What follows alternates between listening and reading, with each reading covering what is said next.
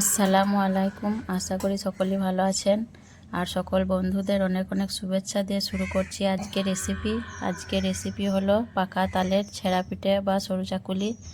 তো চলুন দেখে নেওয়া যাক রেসিপিটা। তো তালের ছেঁড়া পিঠা বানানোর জন্য আমি এখানে নিয়েছি তালের পাল্প নিয়ে নিয়েছি 3 চামচের মতো। আর তালের পাল্পটা ফুটিয়ে নেওয়া, ঠান্ডা অবস্থায় আছে এখন। আমি 3 চামচ নিয়েছি। আর এখানে নিয়েছি আমি চালের আটা নিয়েছি। আর এখন দিয়ে দিচ্ছি 1 চামচ নুন দিয়ে দিচ্ছি। আর এই আটাটা দিয়ে আমি এখন একটা ব্যাটার তৈরি করে নেব। এগুলো একটু মাখিয়ে নিচ্ছি।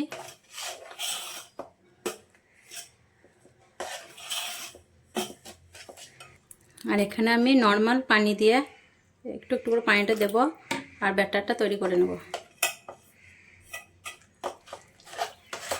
পাতলা একটা ব্যাটার তৈরি করব। তো আমি এখন একটা হাত দিয়ে করব, চামচ দিয়ে ভালোভাবে হচ্ছে না। হাত দিয়ে মাখবো, তাহলে খুব ভালো হবে ব্যাটারটা।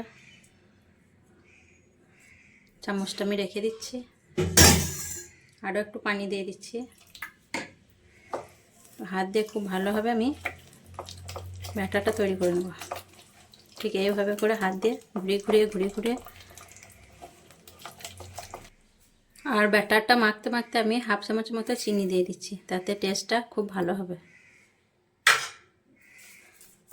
চিনিটা দেওয়ার পর খুব ভালোভাবে ফেটিয়ে ব্যাটারটা করে নেব।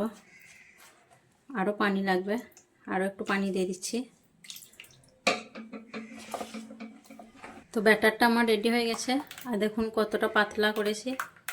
আর ছেঁড়া পিঠের ব্যাটারটা পাতলা হলে ভালো হবে পিঠেটা। তো এরকম পাতলা করেছি। আর এটা আমি এখন একটু 5 মিনিটের মতো রেস্টে রেখে দেবো, তারপর আমি পিঠেগুলো বানাবো। তো 5 মিনিট পর আবার ফিরে এলাম। আর চামচ দিয়ে আমি আরেকবার ব্যাটারটা ফেটিয়ে নেব। ব্যাটারটা আমার ফেটানো হয়ে গেছে। এখন আমি গ্যাসটা জ্বালিয়ে তাওয়াটা চাপিয়ে দেবো। তো তাওয়াটা আমার তেল ব্রাশ করে নিয়েছি। এখন আমি ব্যাটারটা তার মধ্যে দিয়ে দেবো।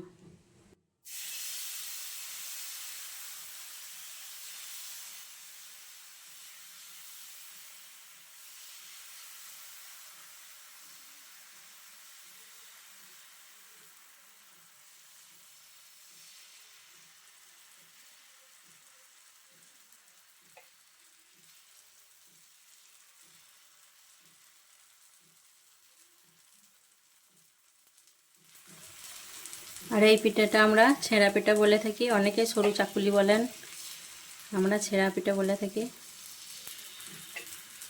আর এক পিঠ খুব ভালোভাবে হওয়ার পর আমি পিঠাটা পাল্টে নেব।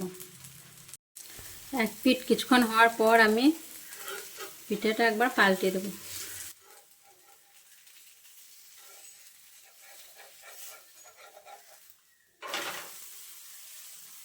পাল্টে দিলাম। এই পিঠটা হয়ে গেছে। এই দিকটা একটু ভেজে নেব, তাহলে হয়ে যাবে।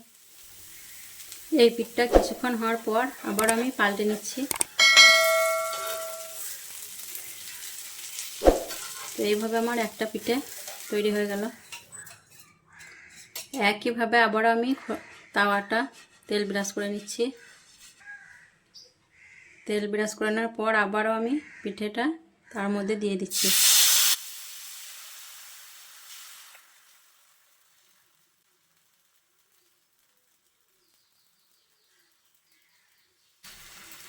আর এইভাবে করে আমি সব পিঠেগুলি ভেজে নেব। এই পিঠটা আবারও কিছুক্ষণ ভেজে নেওয়ার পর আমি পিঠাটা পাল্টে দিচ্ছি। পাল্টে নিলাম। আবার এই পিঠটা হয়ে গেলে তারপর একবার তুলে নেব। এই পিঠটা কিছুক্ষণ হওয়ার পর আবার আমি পিঠাটা পাল্টে নিচ্ছি আর পিঠাটা ভাঁজ করে নেব। এটা হয়ে গেল, তুলে নিচ্ছি। আর এইভাবে করে আমি সব পিঠেগুলো বানিয়ে নেব। খুব সহজেই তৈরি হয়ে গেল পাকা তালের ছিঁড়া পিঠে বা সরু চাকুলি। খেতে খুবই মজার হয় এই পিঠেটা। আমার পিঠে রেসিপি কেমন লেগেছে অবশ্যই কমেন্টে জানাবেন।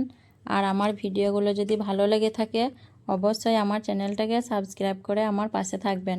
সকলেই ভালো থাকবেন, সুস্থ থাকবেন। আসবো আবার পরের ভিডিওয় অন্য কোনো রেসিপি নিয়ে। আল্লাহ হাফেজ।